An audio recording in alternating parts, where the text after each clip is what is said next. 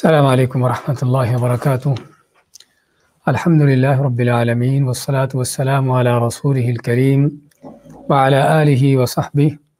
ومن سار علی نہجہ الی یوم الدین وسلم تسلیما کثیرا، اما بعد۔ ہم نے سابقہ درس سورہ یاسین کی آیت نمبر 66 یعنی 66 سے شروع کیا تھا۔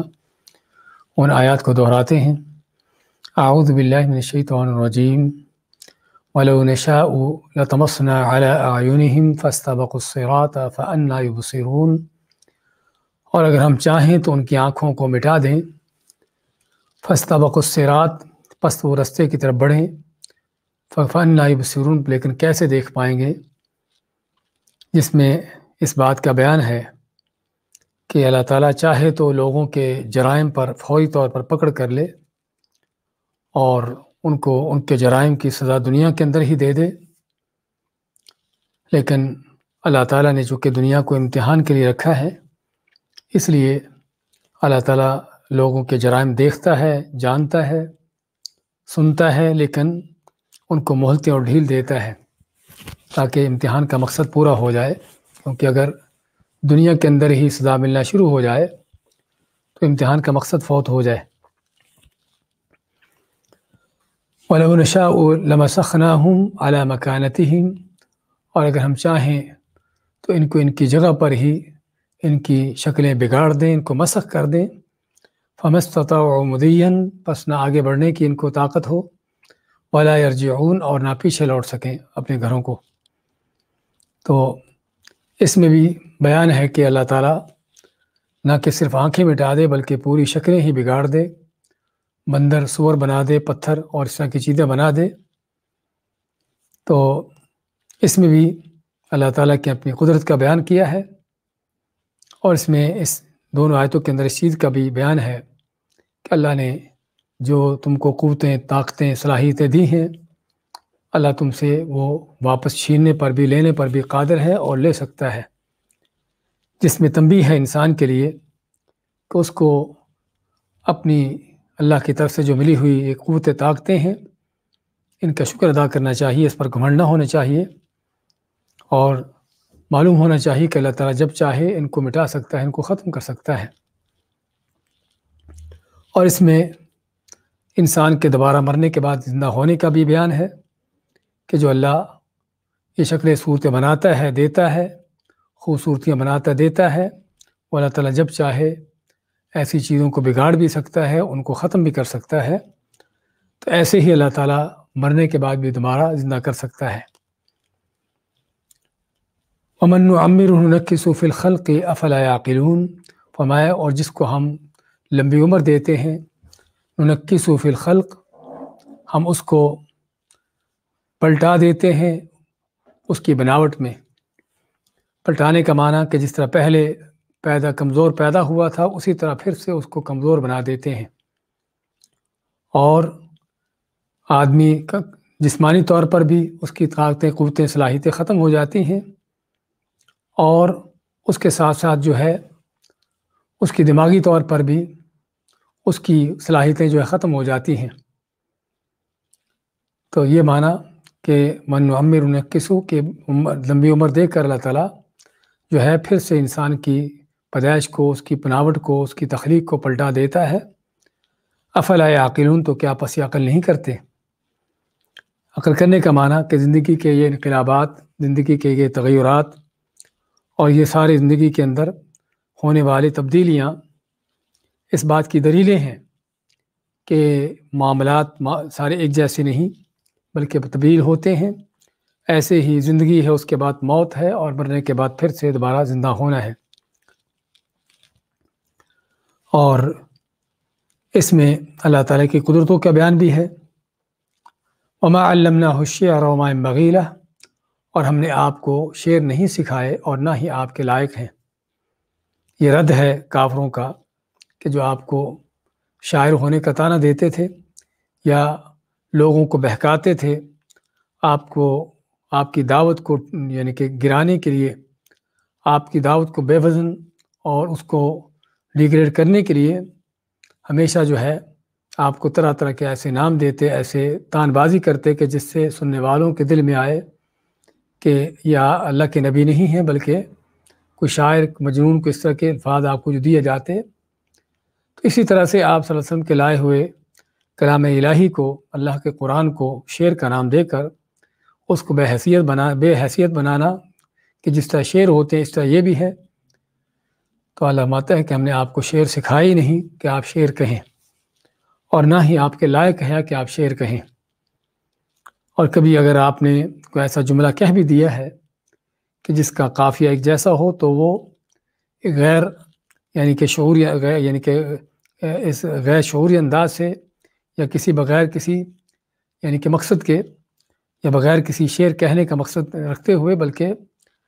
یعنی کہ الفاظ احادیث کے ہم دیکھتے ہیں بعض اوقات ایک جیسے ملتے جلتے، لیکن وہ شعر کے انداز سے نہیں ہوتے۔ اور بتایا گیا تھا کہ حالانکہ آپ صلی اللہ علیہ وسلم عبد المطلب کے خاندان کے ہونے کے باوجود، جس میں شعر و شاعری عام تھی اور ان کا ہر فرد ہی تقریباً شاعر تھا، لیکن آپ صلی اللہ علیہ وسلم کو اللہ نے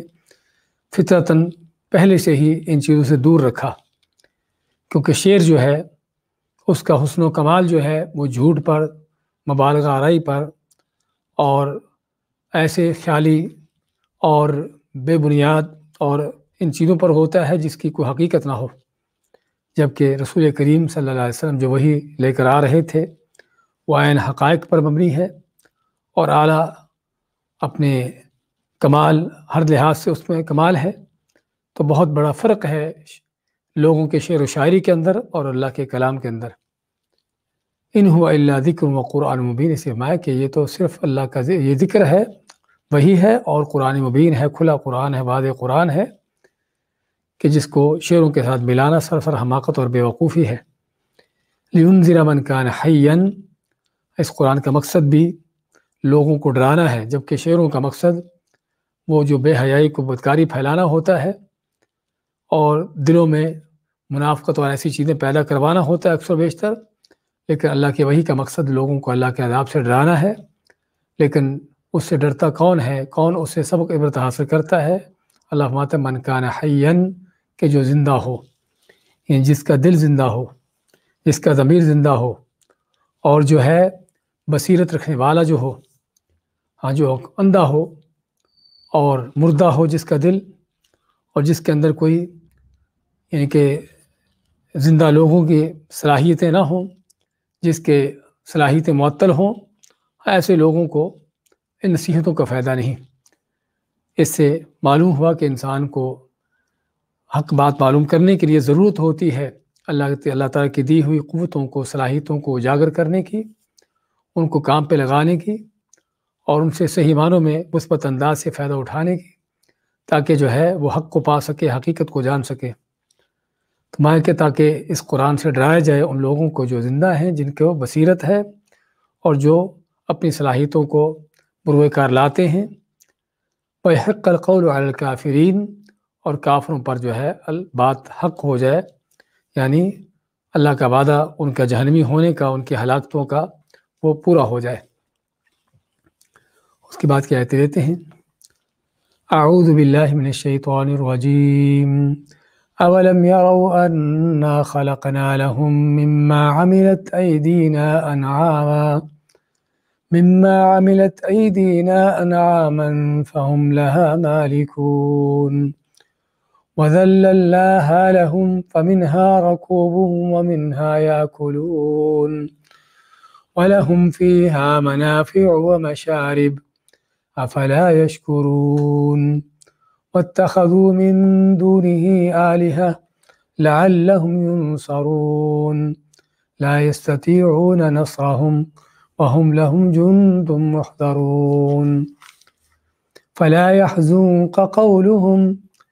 إنا نعلم ما يسرون وما يعلنون۔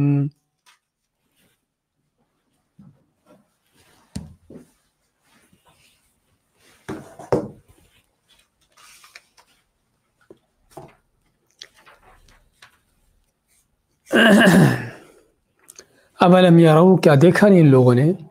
انا خلقنا لهم، کہ ہم نے پیدا کیے ان کے لیے، مما عملت ایدینا، ان میں سے کہ جن کو ہم نے ہمارے ہاتھوں نے بنایا، انعامن چوپائے، فہم لہا مالکون، پس یہ ان کے مالک ہیں، وذللناہا لہم،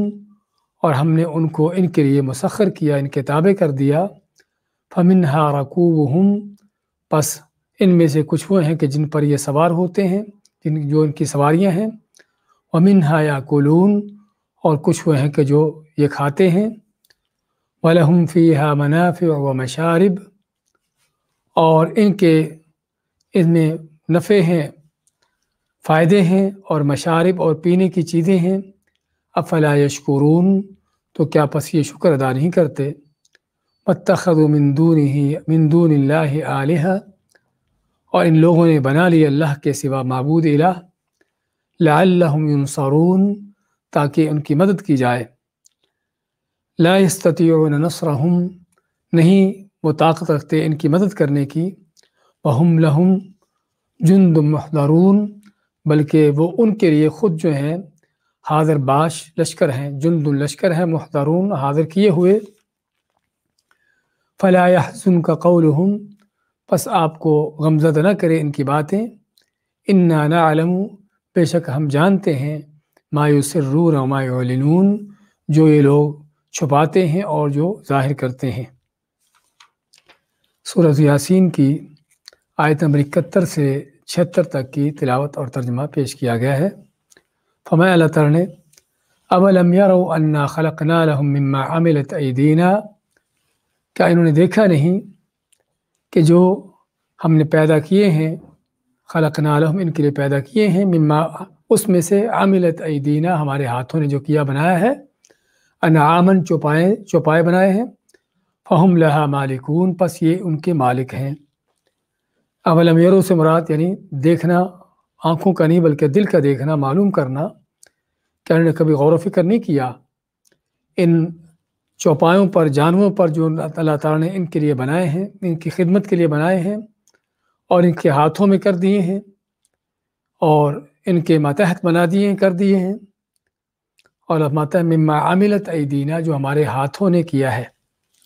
تو کیا اس سے مراد یہ ہے کہ اللہ تعالیٰ نے جانوروں کو اپنے ہاتھوں سے بنایا ہے؟ ہاں، یہ معنی نہیں ہے، بلکہ مراد جو ہے یعنی یہ جانور اللہ تعالیٰ کے اپنے پیدا کردے ہیں، اس میں کسی اور کا کوئی دخل عمل نہیں ہے، بغیر کسی کی شراکت کے، بغیر کسی کے وساطت کے اللہ نے خود ان کو بنایا ہے۔ کسی بابے، پیر، ولی کا اس میں کوئی دخل عمل نہیں ہے کہ کسی نے ان جانوروں کو بنانے میں اللہ کی مدد کی ہو یا مستقل طور پر ان میں سے کچھ بنا دیا ہو۔ تو کہنے کا مقصد کہ یہاں پر ایدینا سے مراد یعنی اللہ تعالیٰ کی طرف سے خود بنائے ہوئے، اور اللہ تعالیٰ کی طرف سے خود بنائے ہوئے یہ بیان کرنے کا مقصد یہ ہے کہ خود اللہ نے تمہارے لیے یہ چیزیں پیدا کی ہیں، بنائی ہیں، جس میں اللہ تعالیٰ کی نعمت کا بیان بھی ہے کہ اللہ تعالیٰ تم پر کس قدر ان نعمتیں کر رہا ہے، اللہ کے تم پر کیا کیا انعامات ہیں، کس کس طرح کے انعامات ہیں، اور اس کے ساتھ ساتھ اللہ کی قدرتوں کا بیان بھی ہے کہ کیسے کیسے مختلف طرح کی یہ جانور، یہ چیزیں اللہ نے پیدا کر دی ہیں۔ اور تیسری چیز کہ یہ صرف محض اللہ ہی کا کام ہے، اللہ کے ساتھ کوئی شریک نہ تھا ان چیزوں کو کرنے میں، اور نہ کوئی حصہ دار تھا، اور نہ کسی اللہ کوئی مددگار تھا کہ اللہ کی مدد کرنے والا ہوتا۔ اور یہ بیان کرنے کا مقصد آگے آ رہا ہے کہ جو مشرک لوگ ان جانوروں کو اپنے معبودوں کے لیے ذبح کرتے ہیں، کوئی اپنے بت کے لیے کر رہا ہوتا ہے، کوئی اپنی قبر کے لیے کر رہا ہوتا ہے، کوئی اپنے پیر ولی کے لیے کر رہا ہوتا ہے، تو ان کو تنبیہ کرنا ہے کہ تم یہ جانور تو اللہ نے خود بنائے ہیں، تمہارے ان پیروں ولیوں کا کوئی اس میں عمل دخل نہیں تھا، تو پھر ان کے نام کیوں ذبح ہو رہے ہیں؟ اصل یہ تنبیہ کرنا مقصد ہے۔ تو یہاں پر عملت ایدینا سے مراد یہ نہیں کہ اللہ تعالیٰ نے اپنے ہاتھوں سے ان جانوروں کو بنایا ہے، اگرچہ اللہ تعالیٰ ہر چیز کرنے پر قادر ہے، جو چاہتا ہے کرتا ہے، لیکن ان کو پیدا کرنا اللہ تعالیٰ کا لفظ کن سے تھا۔ اور جہاں تک اللہ تعالیٰ کے ہاتھ کا بیان ہے تو اللہ کا ید جو ہے، ہاتھ جو ہے، ثابت ہے قرآن سے، سنت سے، اور اللہ کے دو ہاتھوں کا بیان قرآن کریم میں موجود ہے، بل یداہ مبسوطتان، بلکہ اللہ کے دونوں ہاتھ بڑے کشادہ کھلے ہیں، اور ان کا انکار کرنا، ان کی تعویلیں کرنا، ان کو قبضہ قدرت کے نام دینا تعویل نہیں بلکہ تحریف ہے، اس کا بگاڑنا ہے، اس کو اصل لفظ معنی سے اس کا ہٹانا ہے، تو یہ سراسر گمراہی ہے۔ اللہ تعالیٰ کے نام و صفات کے اندر الحاد ہے، جس کے بارے میں اللہ فرماتا ہے کہ وَلِلَّهِ الْأَسْمَاءُ الْحُسْنَى فَادْعُوهُ بِهَا، اللہ تعالیٰ کے اچھے اچھے نام ہیں، ان ناموں سے اللہ کو پکارو۔ وَذَرُوا الَّذِينَ يُلْحِدُونَ فِي أَسْمَائِهِ، اور ان لوگوں کو چھوڑو کہ جو اللہ کے ناموں میں ٹیڑھا پن الحاد کا رستہ اختیار کرتے ہیں۔ تو الحاد یہ بھی ہے کہ اللہ تعالیٰ کے صفات کو، اللہ کی باتوں کی چیزوں کو جو ہے ان کے ظاہری معنی سے ان کو ہٹا دینا، ان کا معنی بگاڑ دینا۔ تو اس لیے صحابہ تابعین اہل حق کا عقیدہ یہی ہے کہ اللہ تعالیٰ اپنی ذات میں اس کے دو ہاتھوں سے متصف ہے، جس طرح کہ اس کی ذات کے لائق ہیں کہ جو مخلوقات کے مشابہ نہیں ہیں، اور جو اللہ تعالیٰ کی ذات کے جس طرح ہونا چاہیے اس طرح کے ہیں، اس کے لائق ہیں، جو حقیقت ہے، اور جو ہاتھ ہیں ید ہیں، نہ کہ وہ قبضہ قدرت ہے۔ لیکن یہاں پر جس طرح مراد بیان کیا ہے تو یہاں پر مراد جو ہے وہ اللہ تعالیٰ کی طرف سے خود پیدا کرنا ہے۔ فہم لہا مالکون، پس یہ ان جانوروں کے مالک ہیں، یعنی ان کی ملکیت میں ہیں، ان کو اپنے استعمال میں لاتے ہیں، اور استعمال میں لانے کے لیے اللہ نے کچھ ذکر کیا یہاں پر، اور کچھ باقی چیزوں باقی صورتوں میں ذکر کیا ہے۔ تو مالک ہو کر ان سے کیا کیا کام لیتے ہیں؟ فرمائے وَذَلَّلْنَاهَا لَهُمْ، صرف مالک ہی نہیں بنایا بلکہ مالک بنانے کے ساتھ ساتھ ان جانوروں کو، ان چوپایوں کو انسان کے تابع کر دیا، اس کے لیے مسخر کر دیا۔ انسان اس پر سواری کرتا ہے، اس کو دوڑاتا ہے، اس پر سامان لاتا ہے، اس کے طرح طرح کے سے کام لیتا ہے، جس میں کچھ کا ذکر یہاں پر ہوا ہے اور کچھ باقی صورتوں میں اس کا ذکر آیا ہے، جس طرح کہ سورۃ النحل میں اللہ تعالیٰ کا فرمان ہے وَالْأَنْعَامَ خَلَقَهَا لَكُمْ فِيهَا دِفْءٌ وَمَنَافِعُ وَمِنْهَا تَأْكُلُونَ، کہ چوپائے اللہ نے جو پیدا کیے تمہارے لیے کہ جس میں تمہارے لیے گرمی کے اسباب ہیں، یعنی ٹھنڈک سے بچنے کے فائدے ہیں، ان میں سے کچھ کو تم کھاتے ہو، وَلَكُمْ فِيهَا جَمَالٌ، اور ان میں تمہارے لیے خوبصورتی کا ایک پہلو ہوتا ہے، حِينَ تُرِيحُونَ وَحِينَ تَسْرَحُونَ، کہ جب تم ان کو شام کے وقت لاتے ہو یا صبح کے وقت ان کو چھوڑتے ہو۔ وَتَحْمِلُ أَثْقَالَكُمْ إِلَىٰ بَلَدٍ لَمْ تَكُونُوا بَالِغِيهِ إِلَّا بِشِقِّ الْأَنفُسِ، اور تمہارے یعنی کہ سامانوں کو، بوجھوں کو اٹھا کر ایسی جگہوں تک لے جاتے ہیں کہ جہاں تک تم نہ پہنچ سکتے سوائے مشقت اٹھا کر۔ اس طرح کی فرمایا وَالْخَيْلَ وَالْبِغَالَ وَالْحَمِيرَ لِتَرْكَبُوهَا وَزِينَةً، اور گھوڑے، خچر اور گدھے بنائے تمہارے لیے اللہ نے تاکہ تم ان پر سواری کرو اور تمہاری زیب و زینت کے لیے بھی۔ تو کہنے کا مقصد کہ جانوروں کے مختلف سے استعمالات کہ جو اللہ نے بنائے بھی ہیں، انسان کو ان کا مالک بھی بنا دیا ہے، اور بلکہ انسان کے تابع کر دیے ہیں۔ اور تابع ہونے کا ہی انداز ہم دیکھتے ہیں کہ کیسے بڑے بڑے جانور، اونٹ جیسے، ہاتھی جیسے، چھوٹا سا بچہ اگر اس کی نکیل پکڑ کر چل دے تو یہ جانور اس کے پیچھے چل پڑتا ہے، اور بلکہ بعض اوقات ایک ہی نہیں، اس جانور کے پیچھے لمبی جانوروں کی اگر قطار لگا دیں تو بچہ جو آگے والے جانور کو نکیل پکڑ کے لے جا رہا ہے، پیچھے والے جانور بھی اس کے پیچھے آ رہے ہیں۔ حالانکہ اتنا بڑا جانور اگر اپنی قوت و طاقتوں کا مظاہرہ کرنے پر آ جائے، سرکش ہو جائے، جنگلی جانوروں کی طرح بے قابو ہو جائے، تو بچہ تو کیا، بڑے بڑے کئی لوگ بھی اس کو سنبھالنے پر قادر نہ ہوں، اور یہ ہوتا ہے۔ تو تم اس پر سواری کرتے ہو، سفر طے کرتے ہو، سامان لاتے ہو، اور طرح طرح کے وہ کام لیتے ہو کہ جو اللہ نے ان کے اندر رکھے ہیں، جن کی صلاحیتیں ان کو دی ہیں۔ تو کوئی شک نہیں کہ اللہ تعالیٰ کی بہت بڑی نعمت ہے کہ جس نعمت کا آگے ذکر آ رہا ہے کہ شکر ادا ہونا چاہیے۔ تو میں کہ وَذَلَّلْنَاهَا لَكُمْ، ان کو تمہارے لیے مسخر کر دیا، تابع کر دیا۔ فَمِنْهَا رَكُوبُهُمْ، ان میں سے کچھ ہیں کہ جو ان کے لیے سواری کے طور پر ہیں، ان کا سوار ہونا ہے ان پر۔ وَمِنْهَا يَأْكُلُونَ، اور کچھ ہیں جن کو یہ کھاتے ہیں، ذبح کر کے کھاتے ہیں۔ وَلَهُمْ فِيهَا مَنَافِعُ وَمَشَارِبُ، اور ان جانوروں کے اندر ان کے لیے ہیں طرح طرح کے فائدے۔ وہ فائدے کیا ہیں ان کا شمار نہیں کیا، بلکہ بہت سے فائدے ہیں۔ وَمَشَارِبُ، اور ان سے پینے کے مختلف طرح کے اسباب ہیں کہ گوشت کو کھاتے ہیں، دودھ پیتے ہیں، اور اسی طرح چربی، کھال، سینگ، بال مختلف آنتے وغیرہ مختلف جانوروں کے جو اس کی چیزیں ہیں ان سے فائدہ اٹھاتے ہیں، کھیتی باڑی میں استعمال کرتے ہیں، حتیٰ کہ اس کے گوبر وغیرہ جو ہے اس کو بھی کھاد کے طور پر چیزوں کے لیے استعمال کیا جاتا ہے، خرید و فروخت کر کے جانوروں کی آدمی اپنی دنیا کے معاملات چلاتا ہے۔ تو دودھ کا مشارب یعنی پینے کے اس میں چیزیں ہیں دودھ کے ذریعے سے، اور نہ کہ صرف اکیلا دودھ ہے بلکہ دودھ سے آگے جو طرح طرح کی چیزیں بنائی جاتی ہیں، یہ ساری اللہ کی وہ نعمتیں ہیں کہ جس پر انسان کو اللہ کا شکر ادا کرنا چاہیے۔ اور یہ جانور بھی اور جانوروں کے علاوہ دوسری چیزیں بھی، وَجَعَلَ لَكُم مِّنَ الْفُلْكِ وَالْأَنْعَامِ مَا تَرْكَبُونَ، جس نے سورۃ زخرف میں فرمایا کہ اللہ تعالیٰ تمہارے لیے کشتی اور چوپائے بنائے جس پر سوار ہوتے ہو، لِتَسْتَوُوا عَلَىٰ ظُهُورِهِ ثُمَّ تَذْكُرُوا نِعْمَةَ رَبِّكُمْ إِذَا اسْتَوَيْتُمْ عَلَيْهِ، تاکہ تم ان کی پیٹھوں پر ان کے اوپر بیٹھ کر اللہ کی نعمت کو یاد کرو، وَتَقُولُوا سُبْحَانَ الَّذِي سَخَّرَ لَنَا هَٰذَا وَمَا كُنَّا لَهُ مُقْرِنِينَ وَإِنَّا إِلَىٰ رَبِّنَا لَمُنقَلِبُونَ، اور تم کہو کہ اللہ کی پاک ہے وہ ذات جس نے میرے لیے اس کو مسخر کیا، ہمارے لیے مسخر کیا، اور ہم اس کو اپنے تابع نہ کر سکتے تھے۔ تو کہنے کا مقصد یہ ان کے اندر بھی، ان چوپایوں کے اندر بہت بڑے اللہ کے انعامات ہیں، انسان کے اوپر اللہ تعالیٰ کی بہت نعمتیں ہیں ان کے ذریعے سے، کہ جس کا انسان کو اعتراف ہونا چاہیے، پتہ ہونا چاہیے، اور اللہ کا اس پر شکر ادا کرنا چاہیے۔ اس لیے فرمایا آخر میں افلا یشکرون، تو کیا پس یہ شکر ادا نہیں کرتے؟ انسان کی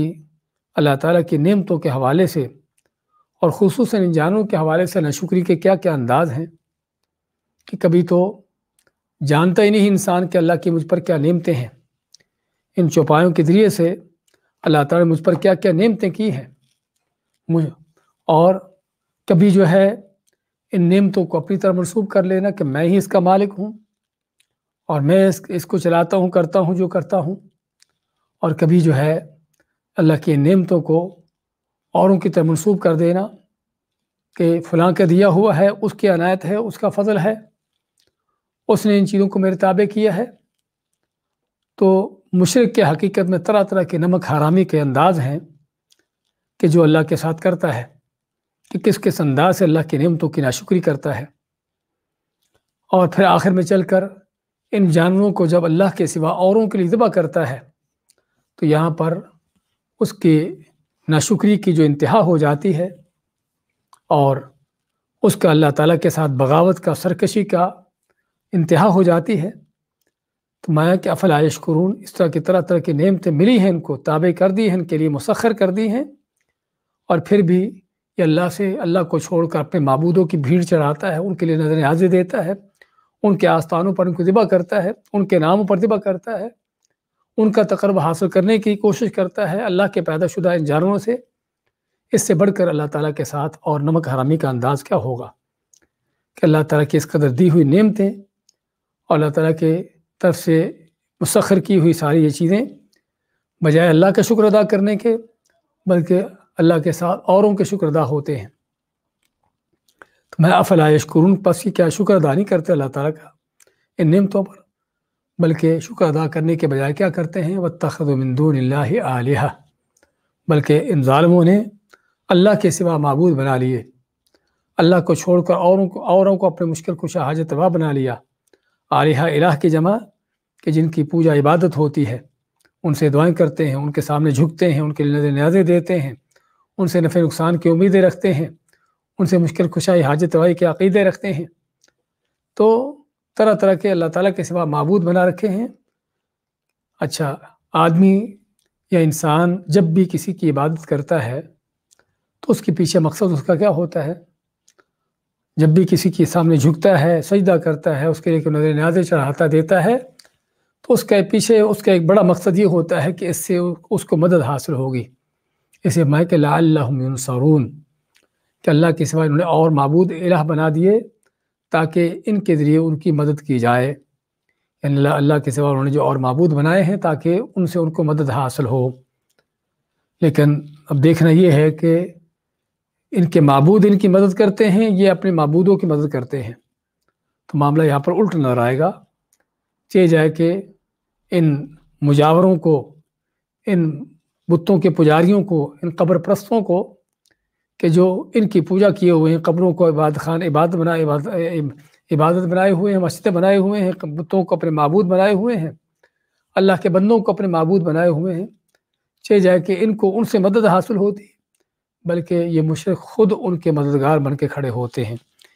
اس حمایت فرمایا اللہ تعالیٰ لا یستطیعون نصرہم، ہاں پہلے تو یہ فرمایا کہ جو ان سے مدد کرنے کا، مدد حاصل ہونے کا ان کا عقیدہ ہے غلط ہے، ان سے ان کو کسی طرح کی مدد حاصل نہیں ہوگی اور نہ ہوتی ہے۔ اور قرآن کے الفاظ پڑھتے ہوئے، سنتے ہوئے ان پر غور کرنے کی ضرورت ہے کہ رب کائنات تو یہ فرماتا ہے کہ اللہ کے سوا جن کو انہوں نے معبود مشکل کشا حاجت روا بنایا ہے، یہ ان کی کوئی مدد کرنے پر قادر نہیں ہیں۔ لا یستطیعون، نہیں استطاعت، طاقت رکھتے، نصرہم، ان کی کو مدد کرنے کی۔ اللہ تعالیٰ تو کہیں نہیں مدد کرنے کی طاقت رکھتے، ادھر سے گمراہ کن پیر ملا کہتا ہے نہیں مدد کرتے ہیں۔ تو اب فیصلہ کرنا ہوگا کہ کس کو جھٹلا رہے ہیں اور کس کو سچ مان رہے ہیں۔ اور عام طور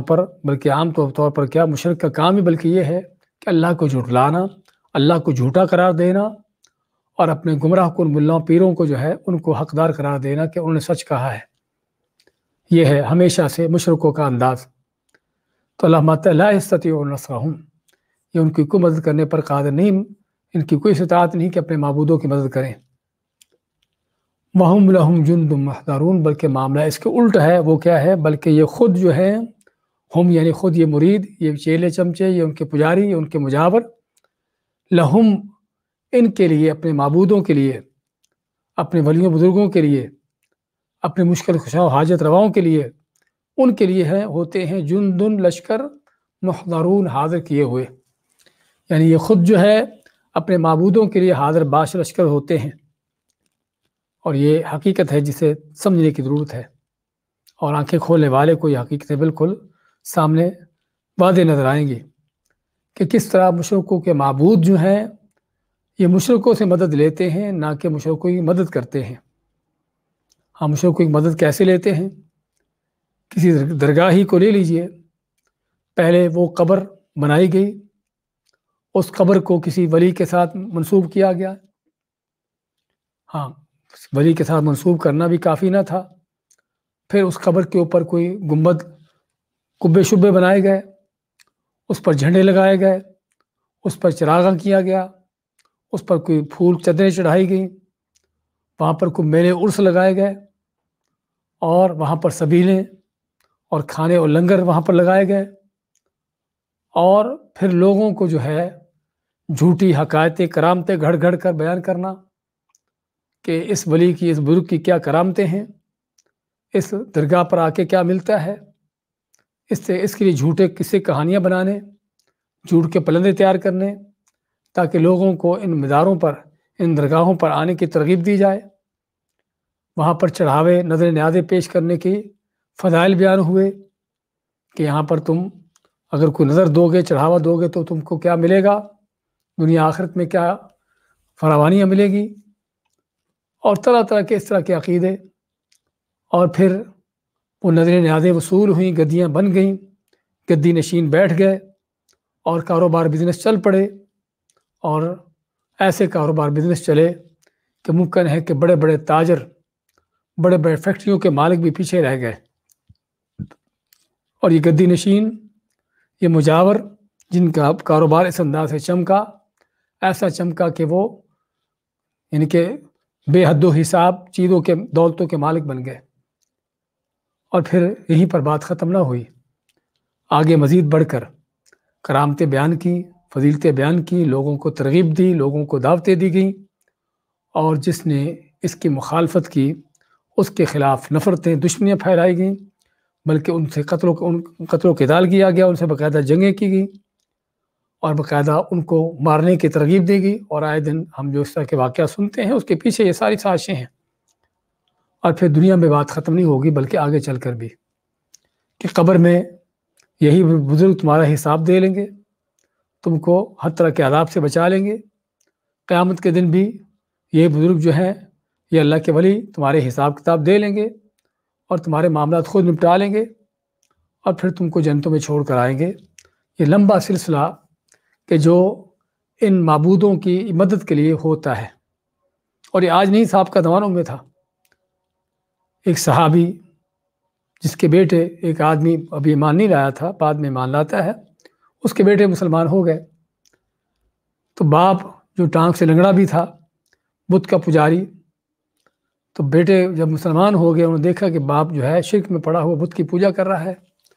تو باپ کو عقل دلانے کے لیے کیا کرتے ہیں کہ بت کو اٹھا کر کچرے پر ڈال دیتے ہیں۔ تو باپ اگلے دن ڈھونڈتا ڈھونڈتا بت تک پہنچتا ہے، اپنے رب کو، اپنے معبود کو اٹھاتا ہے اور لا کر نہلا دھلا کر اس کو رکھ دیتا ہے، اس کی پوجا کرنا شروع کر دیتا ہے۔ اگلے دن بیٹوں نے پھر اٹھا کر کسی اور کچرے کے ڈھیر پر ڈال دیا، حتیٰ کہ ایک دن پھر کیا ہے کہ انہوں نے اس کے گلے میں کتا باندھ دیا، مرا ہوا کتا اس کے گلے میں باندھ کر پھینک دیا کچرے پر۔ تو یہ بابا جی اٹھے اپنے رب کو تلاش کرنے، حتیٰ کہ رب تک پہنچتے ہیں، اور جا کر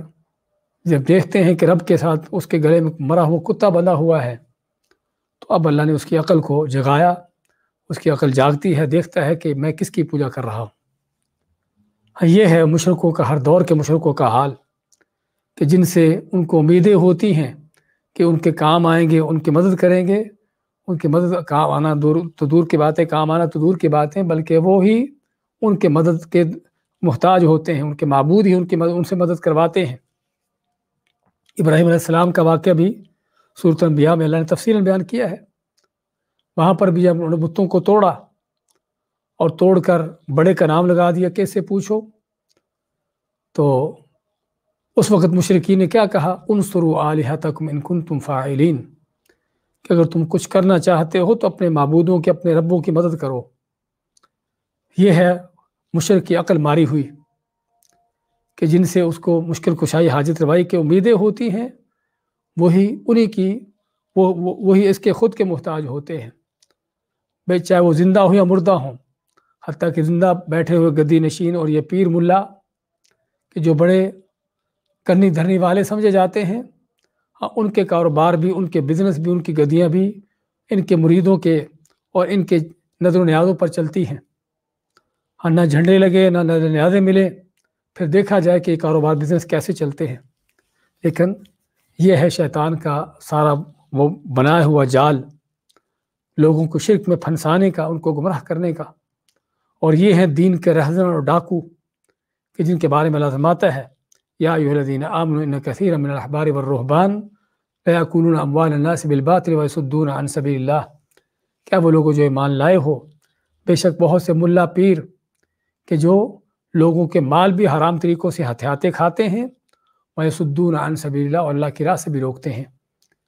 یہ ہے دین بھی بگاڑتے ہیں لوگوں کا، ان کا دین بھی برباد کرتے ہیں، ان کے مال بھی، عزتیں بھی بلکہ ان کی مٹھورتے ہیں۔ تو یہ ہے وہ بزنس اور کاروبار کہ جو اس شرک کے میدان میں چلتا ہے، شرک کا یہ دھندا کہاں کہاں تک، کس کس طرح کے کاروبار اس میں چلتے ہیں اور کس کس انداز سے۔ تو اسی کا اللہ نے ذکر کیا ہے کہ واتخذوا من دون اللہ آلہہ، کہ ان کافروں اور مشرکوں نے اللہ کے سوا اور معبود بنا لیے، لعلہم ینصرون، کم معبود بنائے تاکہ ان سے ان کو مدد ملے، حاجت روائی، مشکل کشائی، اپنے معاملات کو حل کرنے، مشکلات دور کرنے میں تاکہ ان سے مدد دی جائے۔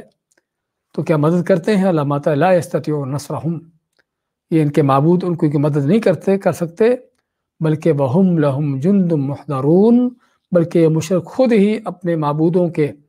ان کے لیے لشکر بنے ہوتے ہیں، محضرون حاضر باش کھڑے ہوتے ہیں ان کی خدمت کے لیے، ان کے دفاع کے لیے اور ان کی حفاظتوں کے لیے، اور ان کے نام کے طرح طرح کے کرامتیں گھڑ گھڑ کر لوگوں کو سنا کر ان کے عقیدت مند بنانے کے لیے، ان کے گرویدہ بنانے کے لیے، یہ سارے اس لیے کھڑے ہوتے ہیں۔ فلا يحزنك قولهم، تو اللہ ماتا ہے کہ ان مشرکوں کافروں کی باتیں آپ کو غمزدہ نہ کریں، توحید کے خلاف پراپیگنڈے، سنتوں کے خلاف سازشیں، اور اللہ کے سچے بندوں مومنوں کے خلاف طرح طرح کی ان کے ہتھ کنڈے، آپ کو ان چیزوں سے پریشانی نہ ہو، کیونکہ داعی حق جو ہے جب حق کے مقابلے میں اس طرح کی چیزوں کو دیکھتا ہے اور لوگوں کو گمراہ ہوتے دیکھتا ہے تو اس کو پریشانی ہوتی ہے۔ تو نبی اکرم صلی اللہ علیہ وسلم بھی بہت پریشان ہوتے تھے کافروں کے ان چیزوں سے، تو اللہ ماتا ہے کہ آپ کو ان کی باتیں پریشان نہ کریں۔ انا نعلم ما یسرون وما یعلنون، کہ ہم جانتے ہیں جو یہ باتیں چھپاتے ہیں اور جو ظاہر کرتے ہیں، یعنی ان کی باتیں نہ سمجھیں کہ ہم سے خفیہ، ہم سے چھپی ہیں، ہم ان کی ایک ایک بات جانتے ہیں، ان کی ایک ایک سازش جانتے ہیں، اور بلکہ یہاں پر یہ بھی کہ نعلم ما یسرون وما یعلنون، کہ جو یہ باتیں چھپاتے ہیں اور جو ظاہر کرتے ہیں، اس میں مفسرین ذکر کرتے ہیں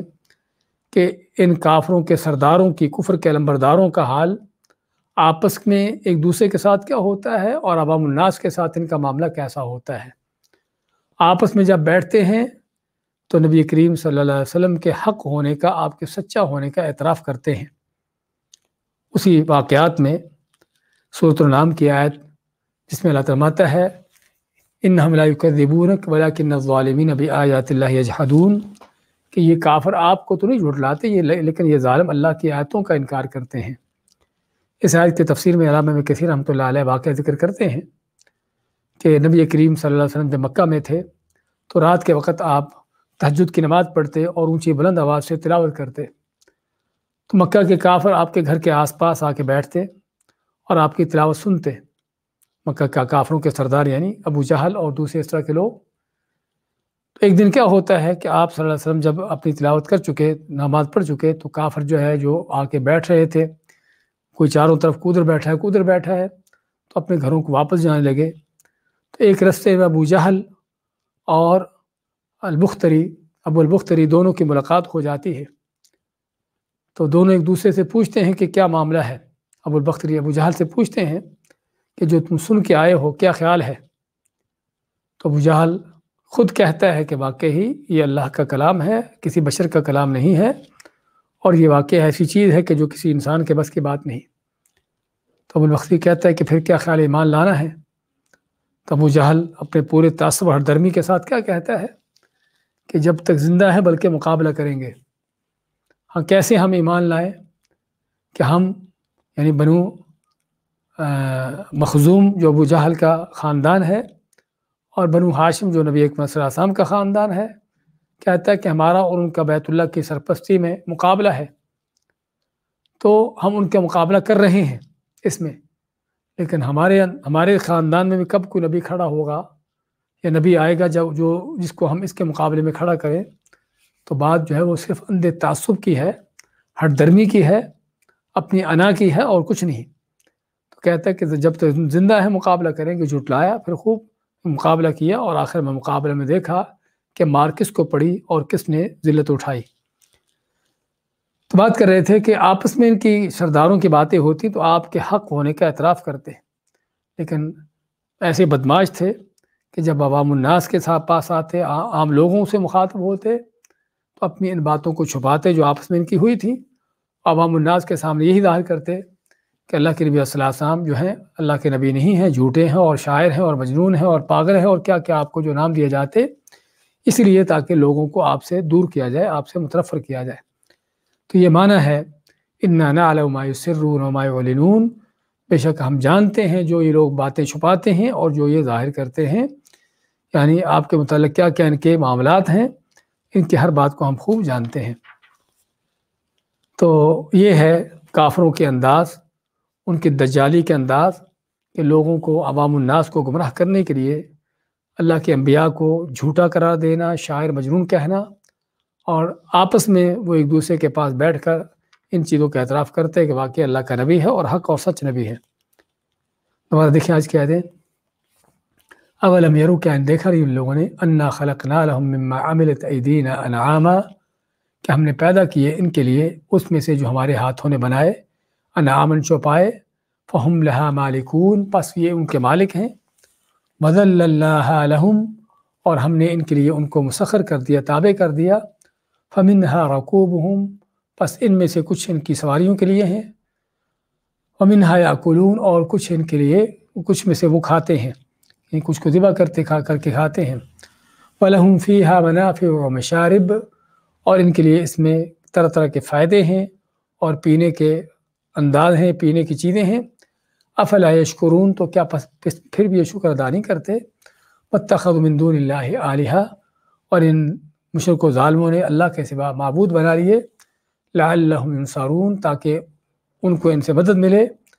لا یستطیعون نصرہم، ہرگز طاقت نہیں رکھتے یہ ان کی مدد کرنے کی، وہم لہم جند محضرون، بلکہ یہ مشرک خود ہی ان کے لیے حاضر باش لشکر ہوتے ہیں، ان کے دفاع کرتے ہیں، ان کے لیے پراپیگنڈے کرتے ہیں۔ فلا يحزنك قولهم، پس آپ کو غمزدہ نہ کرے ان کی بات۔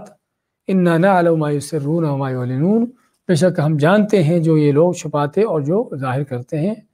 اعلان کرتے ہیں۔